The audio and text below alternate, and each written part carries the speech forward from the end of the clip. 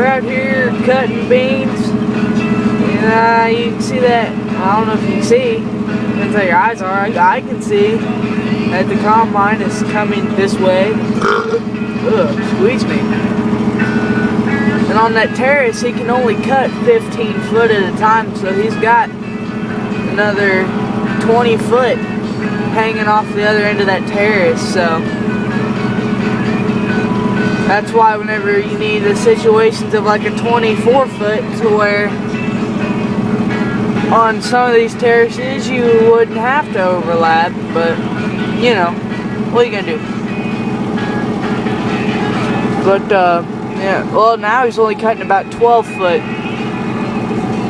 And let me tell you, that isn't one of them fancy, you know, draper heads, whatever they call them. It's got the stupid daggum belts in them. Those things are junk. Don't ever buy one. The auger has worked for us for as long as combines have been around. But then those belt ones, they just weren't those. I'm speaking for John here. I don't know about any of the others, but they got this issue to where the belts, where they run into the middle, and there's that belt that goes up to your feeder house, or whoever, if you call it the throat, okay, the throat, feeder house, whatever. And there's that little center belt. It's a 3 foot wide belt. There's so much crap going on there. As soon as the beans hit it, it turns faster than those belts that carry it to the middle, like what the auger does. That belt turns faster. As soon as it hits it, the beans shatter, so it's worthless. There he is, right there.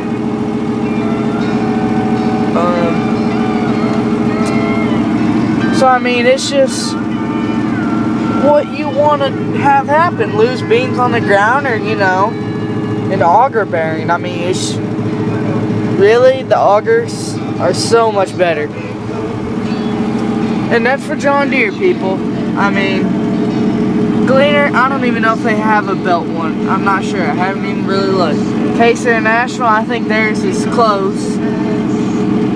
And I know, I think the only people who's got the actual decent belt or draper, whatever the hell they call them, is MacDon. I think they are pretty. Those actually look better because they have a separate control to where you can control the speed of the belts without having to get out and adjust them like those new John Deere's do. And then you can just go out, or like John Deere, you have got to turn a couple wrenches and stuff. I mean, it's not complicated, but nothing can ever be perfect.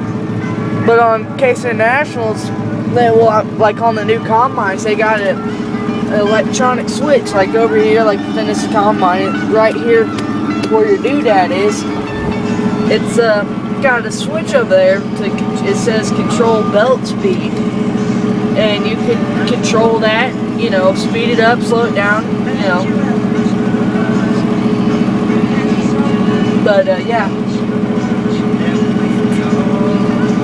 If anybody in Missouri has got a cheap grain truck for sale that holds about 400 bushel, let me know. I need a grain truck.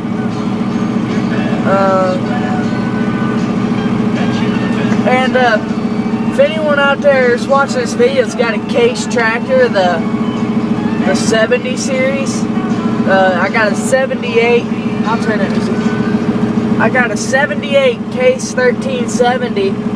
And I'd be wondering, I mean, it maybe it's some boat tractor, I don't know. If you have a fuel leak on your fuel line, will it cause your tractor to miss, or do you have a bigger problem? Because I noticed I have a fuel leak, and then I was out disking last weekend, and all of a sudden the tractor would start doing this spit and sputtering and just act like she's gonna die with a 24-foot disc in the ground. I was thinking it's probably my fuel leak.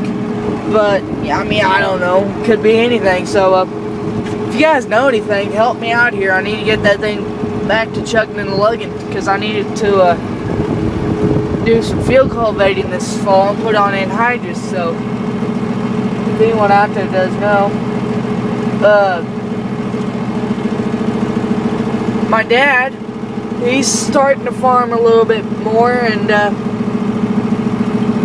we actually bought a 79 Gleaner L2, for anybody who knows Gleaners. I mean, I don't know if you guys know me, but I don't like running this green equipment, you know. That right there, I don't like. It's alright, good machinery. But if you want reliability, to where there's a reason they put so many John Deere dealerships around, because they know you're gonna break down, so you gotta have parts close. The reason you don't see any, well, like Agco, I mean, they went out of business, but I mean, you know, you can still get parts for them. I mean, they still got Agco dealers, Massey Ferguson, go to Massey Ferguson dealers. I mean, there's a few of them around in Missouri. I know there's like 8. They have all Agco parts. That all Massey Ferguson tractor is an Agco painted red. If you want a really good tractor, but have to risk the possibility of having some trouble finding parts, if you're ever going to need them, you probably won't ever need parts, you got to go with the Alice Chalmers. I mean, the 6080s, the 6060s and 6080s, 6060 great tractor, 6080 outstanding tractor. I mean, I don't know what else there is to say. I mean, orange is good until you get into the Kubota, and then that's just crap. You know, if it's red, you leave it in the shed. Okay, well, this is for combines. If it's red, you leave it in the shed. If it's green, it sure ain't mean. And if it's gray, let it out to play. Yeah, that's pretty cool, right? Anyways, I think this is about a probably 140 acre field. Yeah, it's fairly good size, but yeah, well, kind of getting bored of making a video now. I'm really tired. Had to work for a long time. School today and stuff. Well, please comment, rate, and subscribe. Bye-bye.